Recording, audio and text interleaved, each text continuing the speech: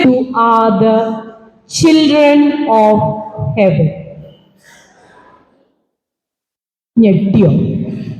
സ്വർഗത്തിലെ കുട്ടികളാണെന്ന്. സ്വർഗത്തിലെ കട്ടറുന്നൊക്കെ കേട്ടിട്ടുണ്ടോ? You are the children of heaven. നമ്മുടെ വ്യക്തിത്വ വളർച്ചയിലെ അതൊരു തടസ്സമാകാൻ പാടില്ല. കുസൃതികളോടൊപ്പം തന്നെ നിങ്ങളുടെ ബാല്യം ആസ്വദിക്കുന്നതോടുകൂടെ തന്നെ കൗമാരത്തിലേക്ക് കടക്കുന്ന ഈ പ്രായം ആസ്വദിക്കുന്നതോടുകൂടെ തന്നെ നമ്മുടെ പഠനവും ചേർത്ത് പിടിക്കാൻ നിങ്ങൾക്ക് കഴിയണം. നിങ്ങളുടെ വലിയ സ്വപ്നങ്ങളിലേക്കുള്ള യാത്രയിൽ ഒരു മാർഗ തടസ്സം വരാതെ ആ ലക്ഷ്യം എത്തിപ്പിടിക്കാനുള്ള നിങ്ങളുടെ കഠിന പരിശ്രമത്തിന് അത് തടസ്സമാകാൻ പാടില്ല. നിങ്ങൾ തീർച്ചയായും സിന്ധുമേം അതിനെ കുറിച്ചൊക്കെ നിങ്ങളോട് സംസാരിക്കും. നമ്മുടെ വിദ്യാർത്ഥികൾ എന്നുള്ള നിലയിലുള്ള നിങ്ങളുടെ വളർച്ചയിൽ, വ്യക്തിത്വ വളർച്ചയിൽ നിങ്ങൾ എന്തൊക്കെ ശ്രദ്ധിക്കണം, നമ്മുടെ വീടിനെ സ്വർഗമാക്കാൻ, വിദ്യാലയത്തെ സ്വർഗമാക്കാൻ, അങ്ങനെ നാം ജീവിക്കുന്ന ഈ നാടിനെ സ്വർഗമാക്കാൻ നിങ്ങളെ കൊണ്ടേ എന്തെങ്കിലും ചെയ്യാൻ കഴിയും. Welcome ma'am to Saint Teresa. നിങ്ങളുടെ എല്ലാ അധ്യാപകരും തന്നെ ഇന്ന് ഇവിടെ വന്നിട്ടുണ്ടെന്ന് തോന്നുന്നു. കാരണം നിങ്ങളെല്ലാം ഭയങ്കര ഡിസിപ്ലിനുള്ള കുട്ടികളായതുകൊണ്ടായിരിക്കാം. ആണോ? അല്ല, നിങ്ങൾ നല്ല ഡിസിപ്ലിനുള്ള കുട്ടികളാണ്. ടീച്ചർ നേരത്തെ പറഞ്ഞില്ലേ, നിങ്ങൾ ഏത് സ്കൂളിലാണ് പഠിക്കുന്നേ? സെന്റ് തെരേസിറ്റാസ് യു പി സ്കൂളിലെ കുട്ടികളെ ഏറ്റവും ബെസ്റ്റാണ് സെന്റ് തെരേസിറ്റാസ് യു പി സ്കൂളിലെ കുട്ടികള്. അല്ല എന്ന് ആര് പറഞ്ഞാലും ഞാൻ സമ്മതിക്കില്ല. കാരണം എന്താ?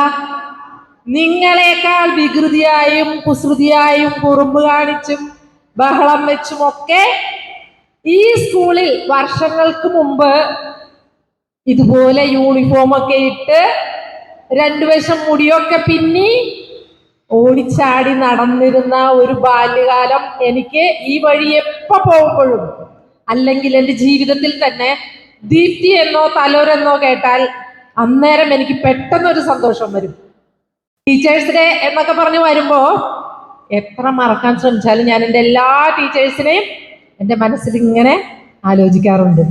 അപ്പൊ അങ്ങനെ ഒരു കാലം നിങ്ങളിപ്പം 5, 6, 7 3 വർഷം ഓർ 5 വർഷം കഴിഞ്ഞാൽ നിങ്ങൾക്കും ആ സെയിം കാലം വരും. കാരണം നമ്മുടെ സ്കൂൾ സമയം കഴിഞ്ഞു. സ്കൂളിൽ മാത്രമേ നമ്മൾ കുഞ്ഞുങ്ങൾ, പിള്ളേര് എന്നൊക്കെ പറഞ്ഞ് നമുക്ക് ആ ഒരു കൺസെഷനും അതിൻ്റെതായ ഒരു കൺസിഡറേഷനും കിട്ടുകയുള്ളൂ. അത് കഴിഞ്ഞ് നമ്മൾ പുറത്തേക്ക് ഇറങ്ങിയാൽ പിന്നെ എല്ലാം നമ്മൾ ഇൻഡിപെൻഡന്റ് ആയിട്ട് ചെയ്യണം എന്നാണ് എല്ലാവരും തീരുമാനിക്കുന്നത്. ഇപ്പൊ നമ്മള് എന്താ പറയാ, പിള്ളേരാണ് അല്ലേ? പിള്ളേരാണ് എന്ന് പറയുമ്പോ പണ്ടെന്നെ ആളുകൾക്ക് ഒരു പിള്ളേര് എന്ന് പറയുമ്പോ ഒരു പുച്ഛാണ്.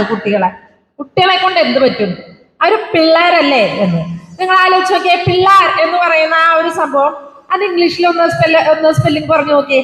പിള്ളാർ, PILLAR എന്ന് പറഞ്ഞാൽ എന്താ? പില്ലർ അല്ലേ? പില്ലർ എന്ന് പറഞ്ഞാൽ എന്താ പില്ലറ്? തൂണുകളില്ലാതെ എന്തെങ്കിലും ഉണ്ടോ? ഇന്ന് നമുക്ക് എന്തെങ്കിലും കെട്ടിപ്പൊക്കാൻ സാധിക്കുമോ? ഇല്ല. നാളത്തെ സമൂഹത്തിനെ വാർത്തെടുക്കാനുള്ള ഏറ്റവും ബലവത്തായ തൂണുകളാണ് നിങ്ങൾ ഓരോരുത്തരും. മനസ്സിലായോ? അപ്പൊ നിങ്ങൾ ആരാണ് ശരിക്കും? നിങ്ങളില്ലാതെ നാളെ ഇല്ല. ഉണ്ടോ? അപ്പൊ നിങ്ങൾ എത്രമാത്രം പ്രാധാന്യം അർഹിക്കുന്ന ആളുകളാണ് അല്ലേ? ആര് നിങ്ങളെ പിള്ളേരെ എന്ന് വിളിച്ചാലും നിങ്ങള് അഭിമാനപൂർവം ഇക്കാര്യം ഓർക്കണം. ഞങ്ങൾ ഓരോരുത്തരും ഇന്നത്തെ ടീച്ചേഴ്സൊക്കെ നാളെ മാറും. നാളെ നിങ്ങളിൽ ആരെങ്കിലും ആയിരിക്കും ടീച്ചേഴ്സ്. ഇന്നത്തെ മൊത്തം ഈ ലോകത്ത് ഇപ്പൊ നിലവിലുള്ള എല്ലാവരും മാറി അടുത്ത സ്ഥാനമാനങ്ങൾ വഹിക്കേണ്ട ആളുകളാണ്. എന്തൊക്കെയാണ് നമ്മൾ ചെയ്യാൻ പാടില്ലാത്ത കാര്യങ്ങള്? നമുക്ക് ആവശ്യമില്ലാത്ത കാര്യങ്ങള്. നമുക്ക് ഇപ്പൊ ഒരു ദിവസം രാവിലെ എഴുന്നേറ്റ് ഒരുപാട് ഹോംവർക്ക് ചെയ്യാണ്ട്, പഠിക്കാനുണ്ട്, ഒത്തിരി സമയം കിട്ടി കളിക്കാനുണ്ട്, അത് കഴിഞ്ഞാൽ വൈകിട്ട് ഉറങ്ങാനുണ്ട്, TV കാണാനുണ്ട്, ഇല്ലേ? പിന്നെന്തൊക്കെ ചെയ്യാം? സൈക്കിൾ ചവിട്ടാൻ പോവാറുണ്ട്, ഫുട്ബോൾ കളിക്കാൻ പോവാറുണ്ട്, കളിക്കാൻ പോകുന്നുണ്ട്, ഇല്ലേ? ഇതൊക്കെ കഴിഞ്ഞിട്ടുള്ള കൂടുതലുള്ള സമയം വേറെ എന്തെങ്കിലും ചെയ്യാൻ ഉപയോഗിക്കാറുണ്ടോ? ഇല്ല. വേറെ ഇത്രയൊക്കെ കാര്യമായി തന്നെ നമുക്ക് ആവശ്യത്തിലേറെ പണികളായി അല്ലേ? ഒരു ദിവസത്തേക്കുള്ള പണികളായി.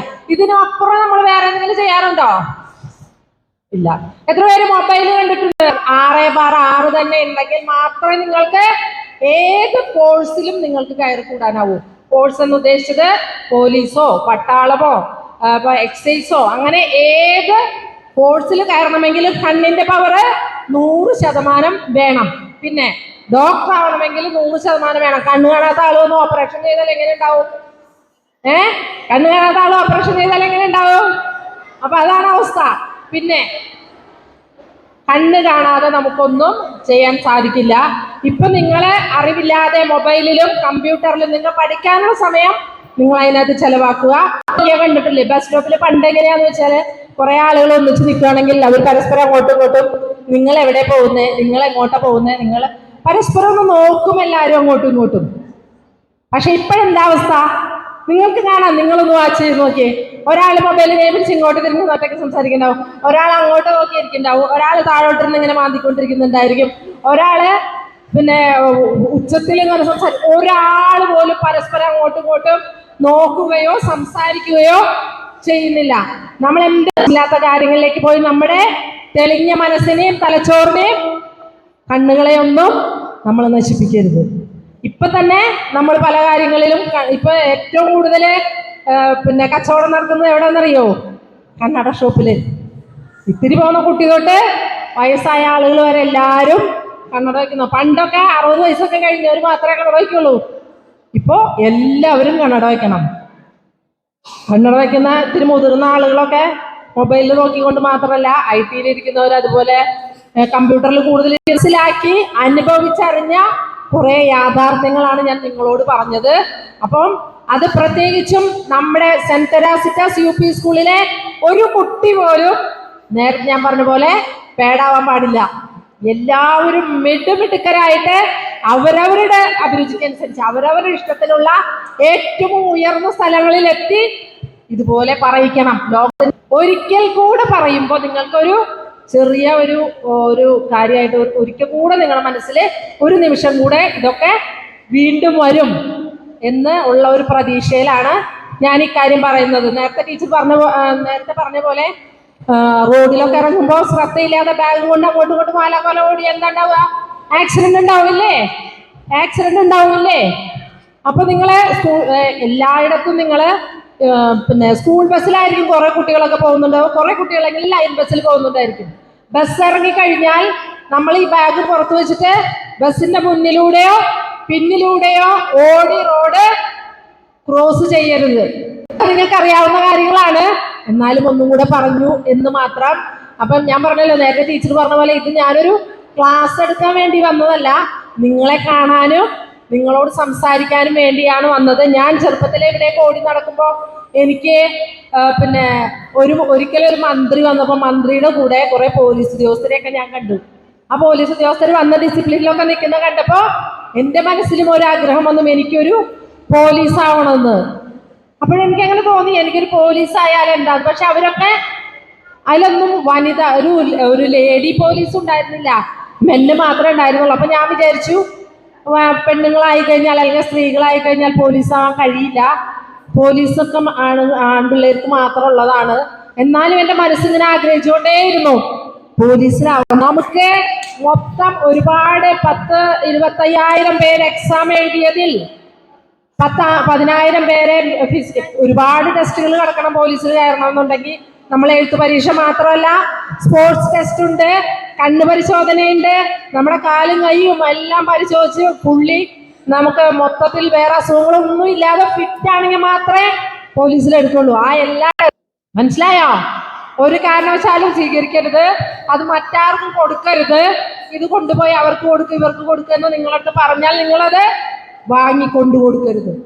അങ്ങനെ എന്തെങ്കിലും പറഞ്ഞ് നിങ്ങളെ ബുദ്ധിമുട്ടിക്കുന്നുണ്ടെങ്കിൽ നിങ്ങൾ നിങ്ങളുടെ ടീച്ചറോട് പറയുക, അല്ലെങ്കിൽ നിങ്ങളുടെ അച്ഛനോട് അമ്മോട് പറയുക, അല്ലെങ്കിൽ നിങ്ങളുടെ അച്ഛമ്മനോട് പറയുക. ഇപ്പൊ ടീച്ചർമാര് നിങ്ങൾ എന്ത് തന്നെ പറഞ്ഞാലും നിങ്ങൾക്ക് വളരെ പേഴ്സണൽ അറ്റൻഷൻ തരുന്ന ആളുകളാണ്. അറിയോ, ടീച്ചർ നടന്നു പോകുമ്പോൾ പതിയെ ടീച്ചറുടെ പിന്നലെ ഇങ്ങനെ നടന്നിട്ട് സാരിയുടെ തുമ്പൊന്ന് പിടിച്ചു നോക്കും. ആ പിടിച്ചയാളാണ് അവിടുത്തെ ഹീറോ. ഏറ്റവും ധൈര്യമുള്ള ആളാണ് ആ ക്ലാസ് റൂമിലെ. ആര്? ടീച്ചറെ പിന്നെ ഡ്രസ്സിലൊന്ന് തൊട്ട ആള്. ടീച്ചറുടെ സാരി പതിയെ ഒന്ന് പിടിച്ചു നോക്കും. ആ പിടിച്ചു നോക്കിയ ആളാണ് അവിടുത്തെ ഹീറോ. മനസ്സിലായോ? എന്നാൽ ഞങ്ങൾ ടീച്ചർമാരെ ഞങ്ങൾക്ക് പേടിയായിരുന്നെങ്കിലും ടീച്ചർമാർ പറയുന്ന ഓരോ കാര്യങ്ങൾ എത്ര വലുപ്പമുള്ള. ഇന്നെന്താ ഓടിപ്പോയിട്ട് ടീച്ചറോട് കഴിഞ്ഞ ദിവസം ഞാൻ കാണാനിടയായ ടീച്ചറെ ഏതെങ്കിലും തരത്തിൽ നിങ്ങൾക്ക് ശരിയല്ലെന്ന് തോന്നുന്ന എന്തെങ്കിലും കാര്യം കണ്ടാൽ ഒരു സ്റ്റൗട്ട് ടീച്ചറെ ഞാൻ ഇങ്ങനെ കണ്ടു എന്ന് മറ്റു കുട്ടികളോടൊന്നും ഷെയർ ചെയ്യണ്ട. നിങ്ങൾ നേരിട്ട് ടീച്ചറോട് മാത്രം പറയാം. കാരണം എന്താ, മറ്റു കുട്ടികളോട് ഷെയർ ചെയ്താൽ അത് ഒരു പക്ഷേ ആ കുട്ടിയുടെ കണ്ണിലെത്തി അല്ലെങ്കിൽ കാതിലെത്തി നിങ്ങളോടൊരു വൈരാഗ്യത്തിനിട വരും. അത് വേണ്ട. അങ്ങനെ ഉണ്ടെങ്കിൽ നിങ്ങൾ ആരും കേൾക്കാതെ രഹസ്യമായി നിങ്ങളെ ഏറ്റവും ഇഷ്ടപ്പെടുന്ന ടീച്ചറോട് അങ്ങനെയുള്ള കാര്യങ്ങൾ. ഈ കുറ്റമൊക്കെ വന്നു കഴിഞ്ഞാൽ നിങ്ങൾ 10 കൊല്ലം 15 കൊല്ലമൊക്കെ പിന്നെ ജുവനൈൽ ഹോമിൽ കിടക്കേണ്ടി വരും. അതായത് കുട്ടികളെ കൊണ്ടിടുന്ന ജയിൽ. വലിയവർക്ക് മുതിർന്നവർക്ക് ജയിൽ എന്ന് പറയും, ചെറിയവർക്ക് ജുവനൈൽ ഹോം എന്ന് പറയും. അവിടെ പോകേണ്ടി വരും. അതുകൊണ്ട് കുട്ടികളാണെങ്കിൽ പോലും കുട്ടികളെ ഉപദ്രവിക്കാൻ പാടില്ല. ഇത്തരത്തിലുള്ള കാര്യങ്ങളൊന്നും ചെയ്യാൻ പാടില്ല. കഴിഞ്ഞ വർഷം നിങ്ങൾ പോയി കഴിഞ്ഞാൽ ഇത് വെറും ഒരു ബിൽഡിംഗ് മാത്രമാണ്, സ്കൂളല്ല. നിങ്ങൾ വീട്ടിലില്ലെങ്കിൽ വീടും വെറും ഒരു ബിൽഡിംഗ് ആണ്, അത് വീടല്ല. അതുകൊണ്ട് നിങ്ങളാണ് സർവം. ആ നിങ്ങൾ ഒരു കാരണവശാലും നിങ്ങൾക്ക് അത്ര വിലയുണ്ട്. മനസ്സിലായോ? നിങ്ങൾ അത്ര വിലപിടിപ്പുള്ള രത്നങ്ങളാണ്, മാലാഖമാരാണ്, ദൈവങ്ങളാണ്. കുഞ്ഞുങ്ങൾ ദൈവങ്ങളാണെന്നാണ് പറയുന്നത്. ശരിയാണോ? അതെ. അപ്പൊ അതുകൊണ്ട് നിങ്ങൾ ദൈവങ്ങളാണ്. ദൈവം എന്ത് ചെയ്യണം? കുറ്റം ചെയ്യാൻ പാടുണ്ടോ? ഇല്ല. ആവശ്യമില്ലാത്ത കാര്യങ്ങളൊക്കെ ചെയ്യാൻ പാടുണ്ടോ? ഇല്ല. നിങ്ങളാണ് നിങ്ങളെ അച്ഛനമ്മമാരെയൊക്കെ സംരക്ഷിക്കേണ്ടത് ഇനി. അപ്പൊ അതുകൊണ്ട് ഇനി ഇവിടുന്ന് അങ്ങോട്ട് പോകുമ്പോൾ പഠിക്കാനുള്ളത് കൃത്യമായി പഠിക്കുക. അനാവശ്യമായ മൊബൈലോ മറ്റു കാര്യങ്ങളോ എടുത്ത് സമയം കളയാതിരിക്കുക. പുറത്തു നിന്നുള്ള ആളുകൾ വിളിച്ചാലോ പറഞ്ഞാലോ അവർ തരുന്ന സാധനങ്ങൾ വാങ്ങിക്കുകയോ അവർക്ക് അനാവശ്യമായിട്ട് പൈസ കൊണ്ടു കൊടുക്കുകയോ അതിന് വേറെ ആരെങ്കിലും നിർബന്ധിക്കുകയോ ചെയ്താൽ നിങ്ങളുടെ സ്കൂളിലെ ടീച്ചേഴ്സിനോടോ പാരന്റ്സിനോടോ നിങ്ങൾ അറിയിക്കുക. അതുപോലെ തന്നെ സ്കൂളിൽ നിന്ന് പുറത്തിറങ്ങുമ്പോൾ പുറത്തെ ഡിസിപ്ലിനോട് കൂടി പെരുമാറുക. റോഡ് നിയമങ്ങളെല്ലാം നിങ്ങൾ മനസ്സിലാക്കി പെരുമാറുക. നല്ല പോലെ പഠിച്ച് നിങ്ങൾ ഉദ്ദേശിക്കുന്ന നിങ്ങൾ ആഗ്രഹിക്കുന്ന സ്ഥലത്തേക്ക് എത്താനായിട്ട് ഈശ്വരൻ നിങ്ങൾക്ക് എല്ലാവിധ അനുഗ്രഹങ്ങളും തരട്ടെ. നിങ്ങൾ ഈശ്വരന്മാരാണ്, നിങ്ങൾ ഇങ്ങോട്ടാണ് അനുഗ്രഹം തരേണ്ടത്. എന്നാൽ പോലും ഞാനൊരു പഴയ ഈശ്വരൻ, ഇവിടുത്തെ പഴയ ഈശ്വരനായിരുന്നല്ലോ. അതുകൊണ്ട് ആ പഴയ ഈശ്വരൻ എന്നുള്ള ആ ഒരു അവസ്ഥ വെച്ച് ഞാൻ നിങ്ങളോട് പറയാണ്, ഇനി അടുത്ത ഒരു 10 15 വർഷം കഴിയുമ്പോൾ ഇവിടെ വന്ന് നിന്ന് ഇങ്ങനെ പറയേണ്ടത് ആരാണ്? നിങ്ങളാണ്. അപ്പൊ അതുകൊണ്ട് ഇപ്പോഴേ അതിനുള്ള ഒരുക്കങ്ങളൊക്കെ ആയിക്കോളൂ. മൊബൈല് ധാരാളം കിട്ടുമെന്ന് കരുതിക്കൊണ്ട് മൊബൈലിൽ ഒരുപാട് കളിക്കരുത്. മൊബൈലിന് അഡിക്റ്റ് ആവരുത്. മൊബൈലിന് അഡിക്റ്റ് ആവുന്നത് ശരിക്കും മറ്റു രീതിയിൽ മെന്റലായി പോകുന്ന അതേ അവസ്ഥ തന്നെയാണ് മൊബൈലിന് അഡിക്റ്റ് ആയിട്ട് മെന്റലായി പോകുന്ന അല്ലെങ്കിൽ അഡിക്ഷൻ ആവുന്നത്. ഇപ്പം ഡിജിറ്റൽ ഡി അഡിക്ഷൻ സെന്റർ എന്ന് പറഞ്ഞുകൊണ്ട് അതിന്റെ കൗൺസിലിംഗ് തൃശ്ശൂർ നടക്കുന്നുണ്ട്. അങ്ങനെ എന്തെങ്കിലും നിങ്ങൾ കൂടുതൽ മൊബൈൽ ഇല്ലാതെ പറ്റില്ല എന്നുള്ള അവസ്ഥ വരുന്നവരുണ്ടെങ്കിൽ നിങ്ങൾക്ക് അവിടെ സമീപിക്കാം. ദ്രോഹക്കുറ്റായിരുന്നു പണ്ട്, ഇന്ന് അങ്ങനെ തന്നെയല്ലേ? അത് ഗവൺമെന്റിന് നിരോധിക്കാൻ പറ്റില്ല. അങ്ങനെ ചില സംശയങ്ങളാണ്. നിരോധിച്ചാൽ ആ രാജ്യദ്രോഹ കുറ്റം ഉണ്ടാവില്ലല്ലോ, അങ്ങനത്തെ ചില കാര്യങ്ങളെ സംശയം. ഞാൻ ഇൻഡയറക്റ്റ് ആയിട്ട് അതൊന്ന് സൂചിപ്പിച്ചിരുന്നു. പക്ഷെ വളരെ വിശാലമായിട്ട് സംസാരിക്കാൻ പറ്റുന്ന അത്ര സമയമില്ലാത്തതുകൊണ്ടാണ് ഞാൻ അതിനെക്കുറിച്ച് പറയാതിരുന്നത്. പക്ഷേ എല്ലാ കുറ്റങ്ങളെ പോലെ തന്നെയാണ് ഈ മയക്കുമരുന്നിന്റെ കുറ്റം. എല്ലാ കുറ്റങ്ങൾ ചെയ്യുന്നത് പോലെ തന്നെയാണ് ഈ മയക്കുമരുന്ന് കൊണ്ടുവരുന്നതും കുറ്റമാണ്. അത് സർക്കാർ മാത്രം വിചാരിച്ചാൽ, അല്ലെങ്കിൽ നമ്മളൊരു സിസ്റ്റം, പോലീസിന്റെ ഒരു ഇതും സർക്കാരും ഒരു സിസ്റ്റം മാത്രം വിചാരിച്ചാൽ അത് നിർത്താൻ കഴിയില്ല.